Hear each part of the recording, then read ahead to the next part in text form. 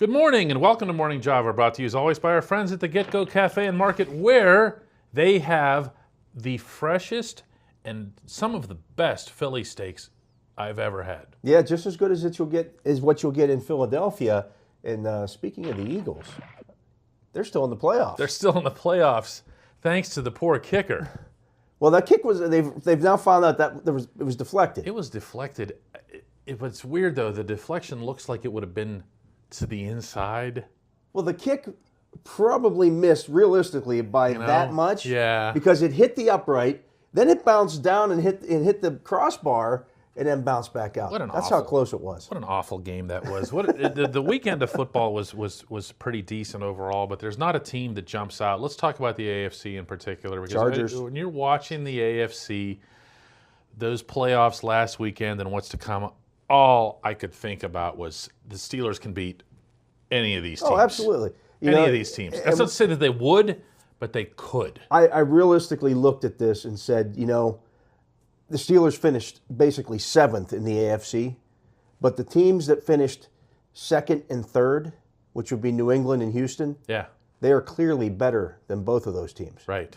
I think that if the Steelers play those teams 10 times, they win the majority of those games. Yeah, and but, if grandma and everything else. But you mentioned the Chargers. Chargers were my pick going into the playoffs to win the AFC. What do you like? I mean, not the offense, the other side of the ball. I mean, you got Bosa, you got Ingram who showed up in a big way in the playoffs. Derwin James is a difference maker on that defense. Yep. And so I thought, seeing the Ravens a few weeks ago, the Ravens are so difficult to prepare for because what they do is different than everybody else. But having already seen it, they had a good idea of what to expect. And the Chargers outsmarted the Ravens offense like you just don't see very often. By the way, John Harbaugh now has one playoff win since 2012. Yeah, but he's great. Let's not forget that. But he got outsmarted yesterday for sure. What about Kansas City? Kansas City, to me, is a weird situation. I think the Colts can win that game if they don't go in and turn the football over. That's the key, because their offensive line has become a strength. It has. And that's the only thing on Kansas City's defense that is a strength. They rushed the passer well. They tied the Steelers for the most sacks in the league this year with 52. So if they can go in there and they can give Luck time to throw the football, they can beat the Chiefs. Yeah, but you still have to find a way to at least get back to Mahomes somehow. Well, they could score with him for sure. And but when the Chiefs are going the way they can, I don't know. It's a tough place to play. I've never seen the Chiefs. It wouldn't surprise me. I mean, if the Chiefs win, I'm not going to be shocked. No. I'm just saying, don't be shocked if it's an upset either, and you're seeing the AFC Championship with the 5 and 6 seeds. See, here's the thing: we just wasted 2 minutes because New England's going to win all of this and make us look stupid anyway. Not even close. I think the Chargers beat them by 10 points up there. Wow. A little bit of minor league pucks. Whatever happened to Ryan Haggerty? Yeah. So if you remember last year, he was having such a good year last year. At one point, he was outproducing Daniel Sprong offensively. I was his biggest advocate the entire season. Like, they need to give this guy. This I remember. Yeah, because he was on an AHL deal, and I was like, when are they going to sign this guy? When are they going to sign this guy? And then it finally happened. They did. And then. Yeah. Then nothing. He's not having the best year. He's just been so unlucky.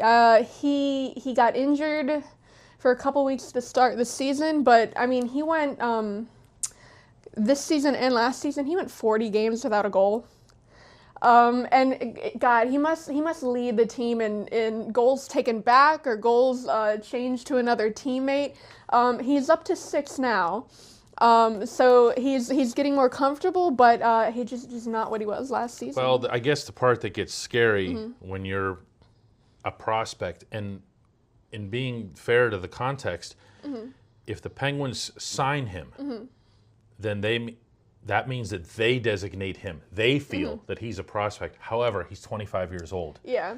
And if he doesn't start scoring, and I mean like a machine, pretty soon you lose that designation in a hurry, even in this system, which isn't exactly overloaded with forwards. Yeah, the way his season ended last year, I mean, he was someone I thought would come up this year.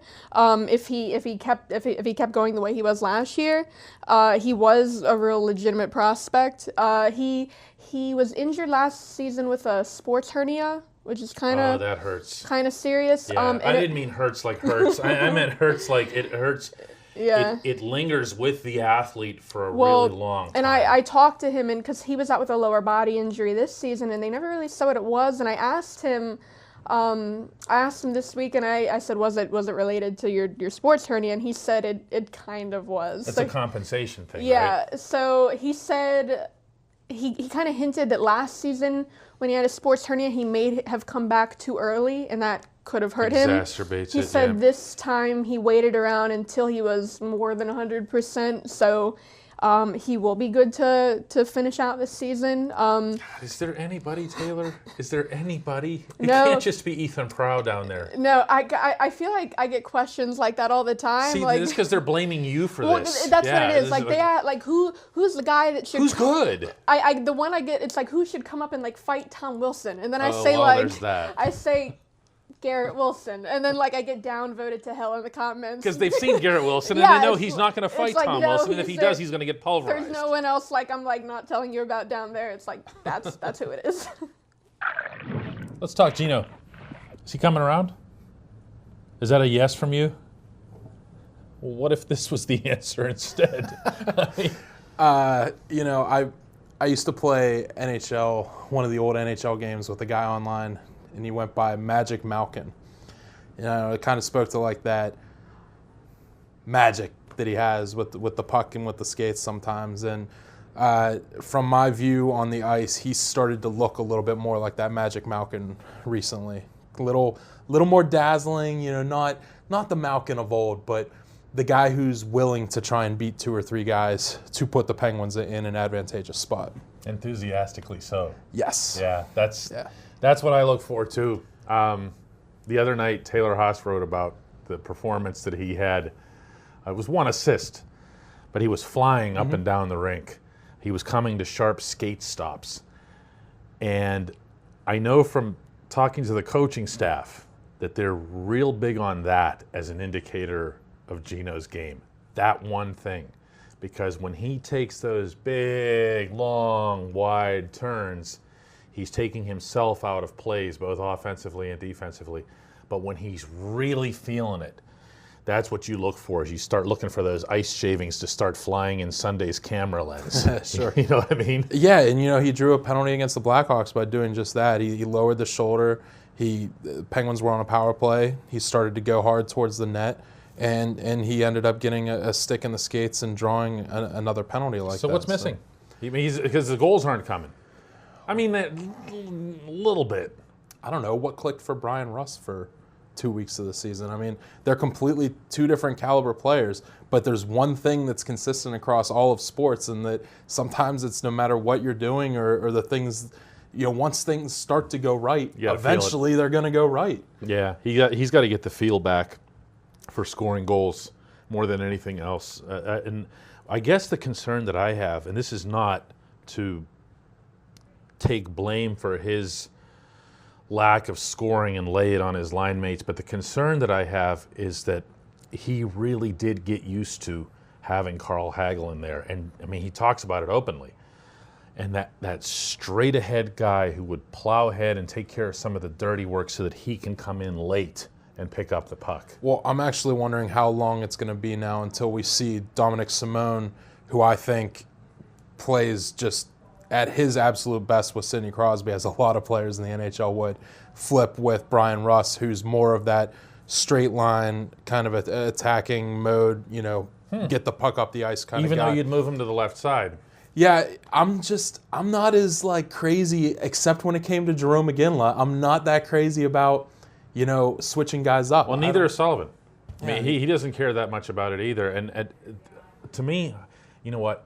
I look at the Penguins lines, and anytime I don't see Hornqvist with Crosby, I think to myself, eventually it's going to be Hornqvist with Crosby. Yeah, at some point it is. I feel weird. The fewer Patrick Hornqvist photos that I have, it either means the Penguins didn't have power play opportunities, or it means that he's not playing with Sidney Crosby. Yeah, that's so one of those two things. Luckily, they are often on the power play, so I independent get my share of all of that, Gino needs to do better. Isn't that right? Yes.